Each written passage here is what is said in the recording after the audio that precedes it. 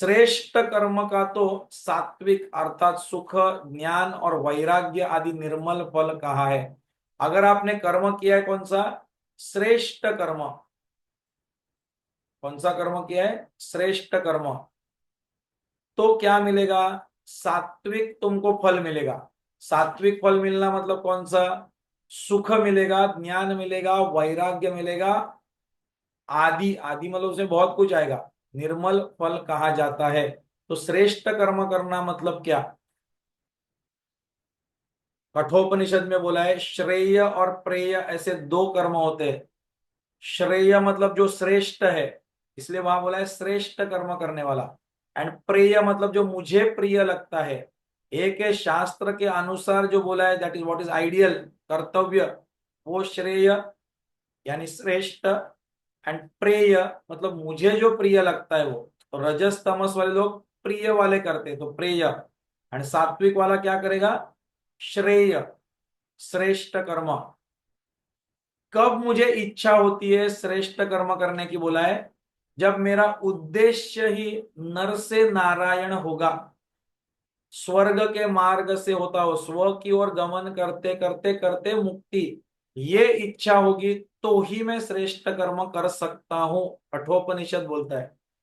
And मेरा वो उद्देश्य ही नहीं होगा तो मैं राजसिक, एंड वो पतन की ओर ही जाना है, पर उद्देश्य का जरूरत नहीं, पर अपने आप वो ऐसा निर्धारित हो गया कि मुझे नीचे ही जाना है, तो मैं प्रेय करने के लिए ही प्रवृत्त होऊंगा। इतना समझ में आ गया? इट डिपेंड्स ऑन व्हाट विचार आई हैव। मेरा विचार क्या है? मुझे नर से नारायण जाना है, श्रेष्ठ करने के लिए आपका शरीर अपने आप प्रवृत्त होगा, वैसे ही कर्म होंगे। सुख, ज्ञान, वैराग्य वगैरह ऐसा मेरे अंदर गुण होगा। मैंने बिजनेस भी किया पर श्रेष्ठ कर्म करने के लिए श्री विद्या युक्त किया, तो ज्ञान युक्त होगा, ज्ञान युक्त बिजनेस है। अभी कस्टमर साइकोलॉजी में पढ़ूंगा, मार्केटिंग साइकोलॉजी पढ़ लूंगा, सब प्रोडक्ट पोजिशनिंग सीख लूंगा, मैं मैनेजमेंट सीख लूंगा, स्टाफ का मेरा साइकोलॉजी कैसी होती है, कम्युनिकेशन स्किल्स में सीख लूंगा। मेरा फोकस कहाँ होगा? ज्ञान पे।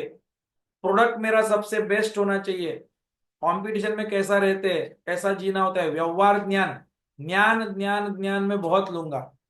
फिर अनुभव आ गए कटु, कोई प्रॉब्लम नहीं, अनुभव से मैं सीखना चाहूंगा ना कि बदला लूंगा।